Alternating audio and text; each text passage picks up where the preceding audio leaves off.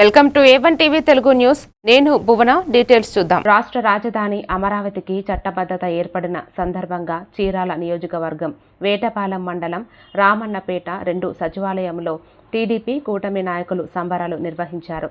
ఈ సందర్భంగా cake cut చేసి ఆనందాన్ని పంచుకున్నారు. ఈ కార్యక్రమంలో ఎంపీడీఓ ఎం రాజేష్ బాబు, టీడీపీ నాయకులు కర్ణ శ్రీనివాసరావు, మండల జనసేన పార్టీ అధ్యక్షులు డాక్టర్ ఉగ్గిరాల మార్కండేయులు పాల్గొన్నారు. వారు మాట్లాడుతూ రాజధానికి చట్టబద్ధత రావడం రాష్ట్ర అభివృద్ధికి శుభసూచకమని పేర్కొన్నారు. కూటమి నాయకులకి ముఖ్యంగా ధన్యవాదాలు తెలుపుకుంటున్నాను.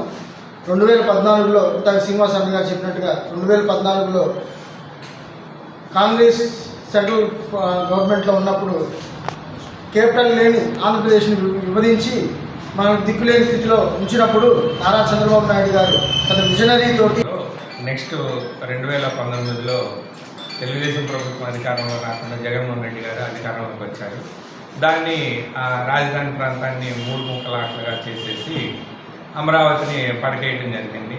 తర్వాత ఇలాంటి పరిస్థితులు భవిష్యత్తులో దాపరించకుండా ఉండడానికి 2024 సంవత్సరంలో తెలుగుదేశం కూటమి ప్రభుత్వం అధికారంలోకి వచ్చినాక దీని మీద పటిష్టమైనటువంటి నిర్ణయం తీసుకొని ఎలాంటి ఒడిదుడుకులు లేకుండా రాజధాని విషయంలో ఉండాలి అని చెప్పిన ఉద్దేశంతో శాసనసభ మొన్న 28వ తారీఖు శాసనసభ తీర్మానం చేసి పార్లమెంట్కి పంపించడం జరిగింది. పార్లమెంట్లో కూడా లోక్సభ రాజ్యసభలో ఏకగ్రీవంగా తీర్మానం చేయడం జరిగింది.